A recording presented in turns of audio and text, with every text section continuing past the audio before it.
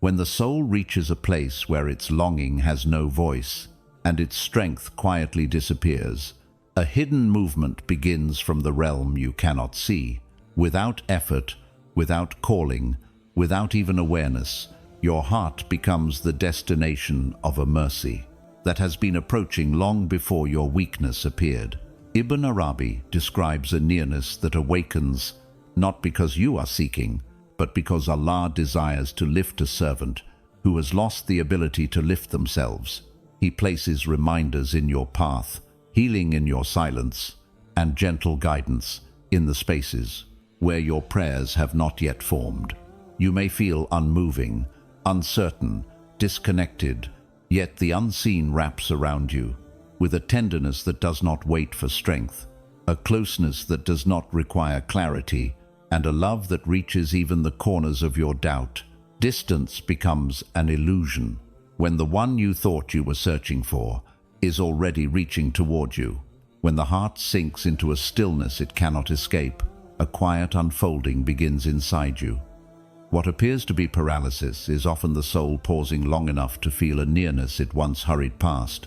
The inability to move becomes the invitation for Allah's presence to draw closer, not as a response to effort, but as a mercy awakened through surrender. The stillness becomes the doorway through which the unseen reaches you.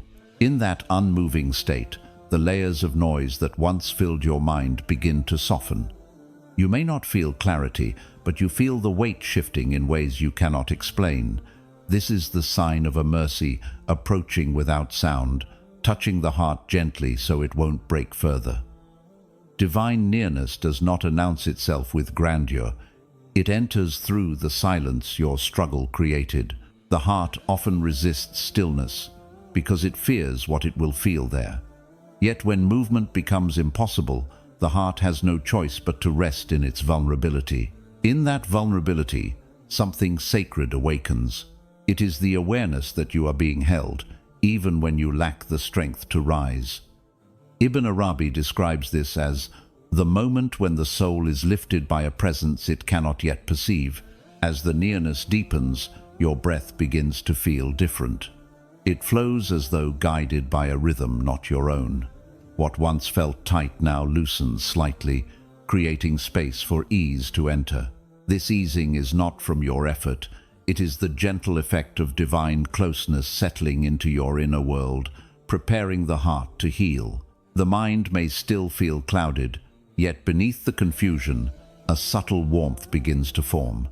This warmth is the earliest sign of Allah's care enveloping your exhaustion. It arrives not through understanding, but through presence.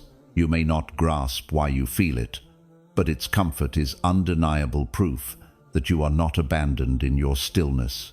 When you can't move, the unseen moves toward you. This is the divine pattern hidden within weakness. Allah draws near not when you climb, but when you collapse. Your inability becomes the ground on which His mercy lands. And in that meeting, a transformation begins that no effort of yours could have initiated.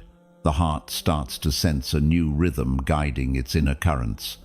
What once felt overwhelming now feels slightly lighter. The ache is still there, but something beneath it softens the edges. This softening is the first step of healing, not created by your willpower, but by divine nearness, embracing the parts of you that hurt the most. Sometimes the nearness appears as tears you can no longer hold back. They flow not from despair, but from the soul recognizing a presence surrounding it. Tears become a language your heart uses to speak with Allah without words. Ibn Arabi would say that weeping is often the heart's way of sensing divine closeness before the mind understands it. In this moment of awakening nearness, you may feel strangely safe despite uncertainty. You do not know the path ahead, yet you feel less afraid of it. This security comes from knowing, deep within, that Allah is closer in your stillness than He ever was in your struggle. Being unable to move becomes the place where reliance is born. As divine nearness expands, the heart begins releasing the burdens it clung to tightly. Not because the troubles have vanished, but because the soul senses it no longer carries them alone. The weight redistributes itself, as though an unseen hand steadies you from within. This inner steadiness is the mark of a presence working through your difficulty. You may notice subtle shifts in your thoughts, less chaos, more quiet. The silence that once frightened you now feels like refuge. This shift happens because divine nearness calms the storm that movement could not. The heart learns that strength is not always found in doing, but in allowing itself to be held. In this awakened nearness, your weakness becomes honorable. You stop viewing it as a flaw and begin to see it as the place where Allah chose to meet you. Ibn Arabi teaches that the point of collapse is often the point of greatest intimacy with the divine. Through your stillness, your heart discovers what effort could never uncover. Slowly, guidance begins to form in the spaces once filled with confusion, not as loud answers, but as gentle inclinations that feel true. You start sensing what step to take next, even if the step is small. This guidance is the fruit of nearness. It clarifies without force, leading the heart forward with compassion. The heart may still ache, yet the ache now feels purposeful. It becomes a container for wisdom, a teacher of patience, a reminder of your dependence on Allah. Rather than resisting the pain, you begin to understand its role in drawing you closer. This acceptance marks a deep shift within the soul. As nearness continues to awaken, you feel supported in ways you cannot explain. Unexpected ease appears in your day. A sudden calm settles over you. Thoughts that once spiraled now quiet themselves. These changes are subtle signs of divine care shaping your inner landscape, preparing you for renewal. The inability to move becomes less frightening when you realize that movement is not your responsibility alone. Allah guides the heart before He guides the footsteps. The soul learns that transformation begins inside, long before anything shifts outside.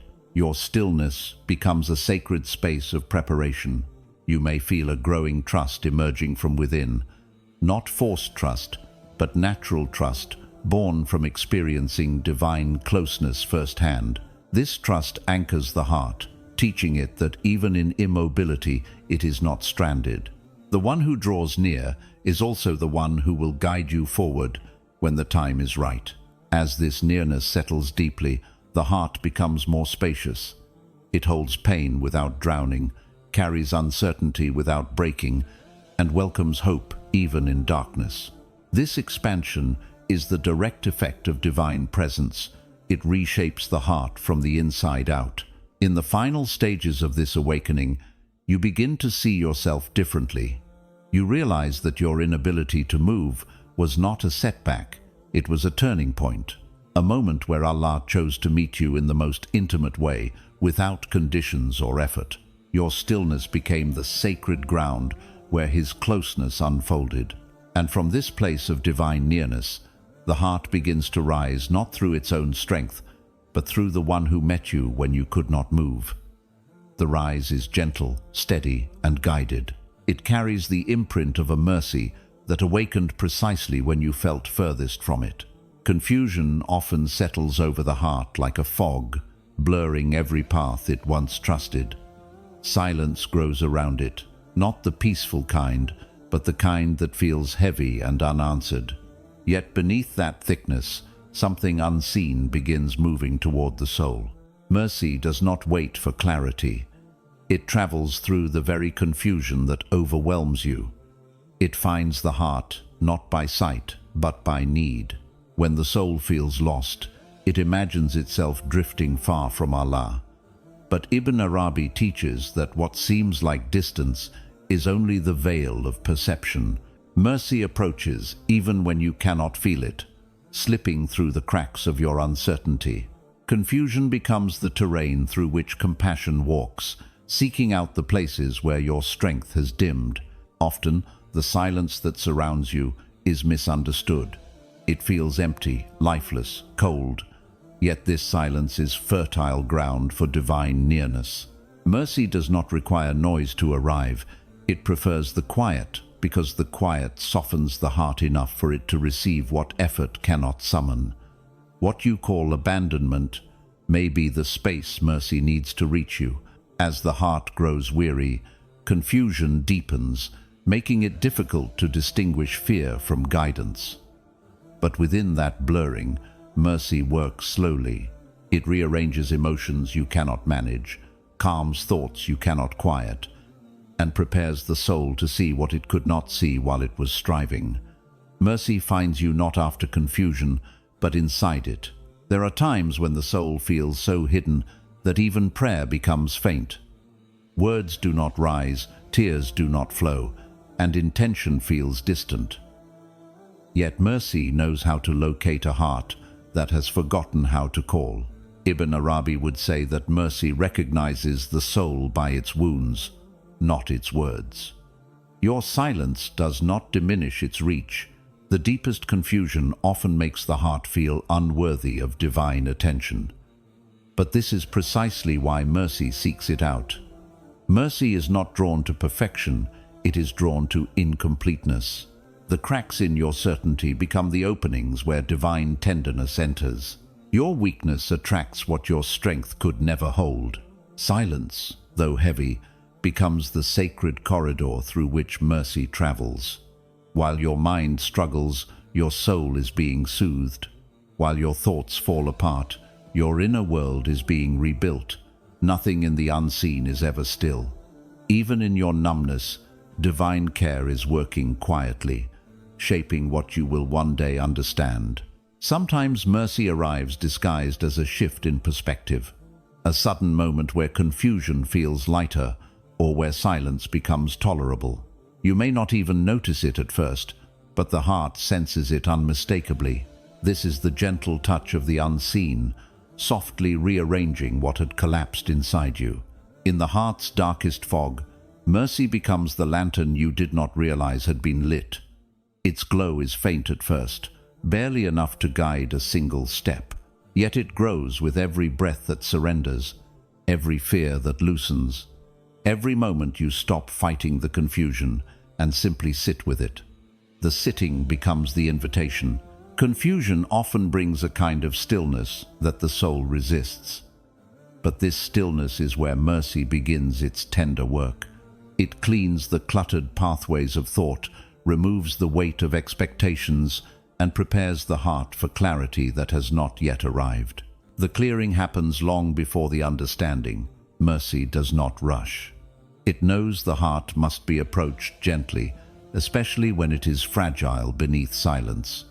It moves at a pace that will not overwhelm you, at a rhythm that matches your breath. Even in your most lost state, it attends to you with a precision that only divine compassion can hold. As mercy deepens, confusion begins to lose its hold. Not because the situation changes, but because something inside you shifts. The same uncertainty feels less sharp, less defining. You sense a subtle companionship within the silence, a feeling that you are no longer wandering alone. That companionship is the hallmark of mercy. The soul, once hidden beneath noise and fear, starts resurfacing. It rises through the silence like a hesitant flower breaking through cold ground. This rising is not self-made. It is lifted by mercy that saw you long before you saw yourself. In this elevation, you rediscover pieces of your heart you thought were lost. Confusion begins transforming into introspection. What once felt like chaos now feels like exploration. The questions that once tormented you now guide you inward toward deeper truths. Mercy does not remove confusion, it redefines it into a lantern for spiritual discovery. In the stillness of this unfolding, the heart becomes sensitive to subtle signs. A moment of ease, a softening of emotion, a thought that brings comfort instead of fear. These signs are breadcrumbs of mercy leading you out of the spiritual fog. You may not understand their source, but you feel their truth. As mercy continues its quiet work, the heart begins rebuilding trust. Not trust in outcomes, but trust in Allah's nearness. Even when nothing around you has changed, the soul feels held. This inner holding is the clearest evidence that mercy found you long before you found your way. Through this process, confusion stops feeling like failure. It becomes a teacher, a purifier, a space where illusions dissolve and sincerity is born. Ibn Arabi teaches that every veil carries wisdom, and confusion is one of the most transformative veils of all. It brings the heart back to humility, back to being guided. Silence, once frightening, becomes a refuge. You begin to feel safe in what once felt empty, safe in the pause, safe in the waiting. This shift is a sign that mercy has reached the deepest layers of your soul and planted peace where fear once lived. When mercy completes its work, the heart emerges softer, wiser, and more aware of its dependence on Allah. The confusion that once paralyzed you becomes a memory of how gently you were guided through the unseen. You realize that you were never truly hidden, only being reshaped by a compassion that knew where to find you. And in that realization, you understand the secret. Mercy does not wait for clarity. It seeks the soul precisely where it is lost. Weakness often feels like the closing of all doors, yet in the unseen, it is the beginning of a tug on the heart you did not initiate. When strength fades, the soul becomes more transparent, more receptive, more open to receiving what it could not sense in its confident moments. A gentle pull begins, subtle enough to be missed by the mind, but unmistakable to the heart's deeper awareness. In that weakness, something sacred awakens. The heart, stripped of its defenses, begins to feel truths it once resisted. It realizes that it cannot carry its burdens alone, and in this realization, a soft yearning emerges. Not the loud yearning of desperation, but a quiet longing that feels more like surrender than request. This longing is the first movement toward God, even before you recognize it as such. Weakness humbles the soul in ways strength cannot. It softens the inner rigidity, dissolves illusions of control, and opens the heart to a guidance it once tried to manage by itself. In this softened state, the pull toward God becomes more pronounced. You feel drawn without knowing where you're going, led without knowing how you're being guided. In the depths of this vulnerability, the soul starts to crave something beyond relief. It craves connection, not as escape, but as homecoming. You may not utter a prayer, but your silence becomes a plea. You may not move your lips, but your heart reaches upward instinctively. This reaching is not effort. It is attraction, divine attraction. Ibn Arabi describes this pull as the response of the spirit to the one who breathed life into it. When the body weakens, the spirit becomes more alert, more willing to rise, more willing to return to its source. The physical collapse becomes the spiritual awakening, and the pull toward God strengthens with each breath that feels too heavy to carry alone. As weakness deepens, the pull becomes more obvious. You find yourself thinking of Allah without planning to. Your heart turns toward Him between thoughts, between breaths, between moments of exhaustion. This turning is effortless because it does not come from you, it comes from Him. He pulls the heart gently so that it remembers what it forgot. In this quiet attraction, the heart begins releasing things it once clung to desperately. The attachments, fears, and ambitions that felt so important now lose their gravity. They no longer define you. They no longer hold you. This detachment is not your doing. It is the effect of being drawn toward something greater than all you once chased. The pull continues, strengthening through moments of stillness.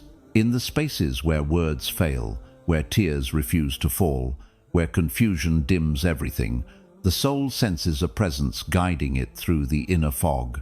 You may think you're drifting, but in truth, you're being guided intentionally, compassionately, inevitably. As the pull becomes clearer, the heart begins to feel a strange form of relief. Relief not from circumstances, but from resistance. The struggle to hold everything together weakens, and in that weakening, you finally allow yourself to lean. Leaning becomes a form of worship. Softening becomes a form of surrender. Weakness becomes a form of remembrance. In this state, the nearness of God feels less like a concept and more like a sensation. You feel Him in your breath, in your heartbeat, in the stillness between your thoughts, not as a distant figure, but as an intimate presence responding to your fragility. This awareness is the heart recognizing the source of the pull. Sometimes the pull feels like mysterious comfort, a calm you cannot explain, a moment of clarity that didn't come from your mind, an unexpected ease that enters your chest. These moments are not coincidences, they are the gentle ways the divine draws near without startling you. They prepare the soul for deeper trust. As the pull grows stronger, the heart begins questioning less and feeling more. Questions lose their urgency because the presence behind the pull feels more real than answers. The heart learns that God's nearness is not dependent on understanding, it is dependent on His mercy, which often works most clearly through weakness. In this sacred state, the heart's priorities quietly shift. What once consumed your thoughts now feels distant. What once frightened you now feels manageable. What once broke you now reveals its hidden purpose. Weakness rearranges the soul, making room for a deeper recognition of God's presence. Gradually, the soul begins to rise not through force, but through attraction. It rises the way flames rise toward the sky, pulled by their nature. It rises the way rivers move toward the sea, guided by their longing. Weakness reveals your own nature, to return to the one who created you from tenderness and calls you back through love. The pull becomes a companion. It stays with you in the early hours of dawn, in the quiet moments of exhaustion, in the sighs you release without meaning to. It stays when no one understands your pain, when your words fail, when your strength collapses. It becomes the invisible thread connecting your heart to its source. In this journey, you realize the pull did not begin with your weakness. It was always there. Weakness merely made you aware of it. It stripped away distractions and illusions, leaving nothing but the raw truth of your dependence on Allah. This truth does not break you, it frees you. The more you surrender to the pull, the lighter your burdens feel. Not because they disappear, but because you stop carrying them alone. The heart begins to trust the unseen guidance that moves it, sensing that every difficulty has become a bridge, every confusion a lantern, every weakness a doorway. As the pull deepens, you begin to understand that closeness to Allah is not earned, it is granted. Granted in the moments you least expect, in the states you least desire, in the weaknesses you least value. This understanding softens the soul into gratitude. And finally, the pull becomes your direction. Even if you have no map, even if you have no clarity, you feel guided towards something infinitely gentle, infinitely wise. You rise from your weakest state, not with your strength, but with the strength of the one who drew you near. In that rising, you learn the secret. Weakness is not the absence of God. It is the place where His pull becomes strongest. Helplessness often feels like a collapse, a point where every effort dissolves and nothing within you responds. Yet this collapse is not the end. It is the threshold of a tenderness you could never reach through strength. When the soul can no longer lift itself, a softness from the unseen begins to descend. It approaches quietly, as though not to startle the heart already trembling under its burdens. At this meeting point, your helplessness does not push Allah away, it draws Him nearer. The divine does not recoil from brokenness, He moves toward it. Ibn Arabi describes this place as the most intimate of all spiritual stations, where the soul offers nothing but its inability and receives in return a compassion deeper than any prayer could express. The heart, emptied of defenses, becomes receptive in a way it never was before. The walls that pride built begin to crumble, and through those openings, mercy enters, not as a flood, but as a gentle warmth that settles slowly, steadying what was collapsing. This is the beginning of divine tenderness, wrapping itself around your fragility. In this fragile state, the heart becomes aware of things it once overlooked. A softness in the way relief arrives, a subtle reassurance hidden in breath, a quiet lifting of weight you did not realize had shifted. These are the delicate touches of divine care, responding not to your strength, but to your surrender. When helplessness deepens, something remarkable happens inside the soul. It stops trying to control what it cannot. This release creates a stillness where divine tenderness can rest. You no longer resist the unfolding of your life. You begin to accept that some paths must be walked with guidance rather than force. This acceptance invites a closeness that effort cannot achieve. In the meeting point between collapse and compassion, the heart learns a profound truth, that Allah's nearness is not earned by striving, but revealed by surrender. The moment you stop trying to hold everything together is the moment you feel held. This shift changes the entire landscape of your inner world. Often, the tenderness arrives as a calm that feels undeserved. Your problems remain, yet your chest loosens. Your fear persists, yet your breath softens. Your future is uncertain, yet your heart feels less threatened by it. This unearned peace is a sign that Allah's mercy is now carrying what your hands can no longer hold. As divine tenderness settles deeper, the heart begins remembering its true nature. You were not created to carry the weight of the world. You were created to rely on the one who governs it. Helplessness reminds you of this truth, not through punishment, but through awakening. Your fragility becomes the path back to Him. Sometimes tenderness appears as clarity, not loud clarity, but gentle direction.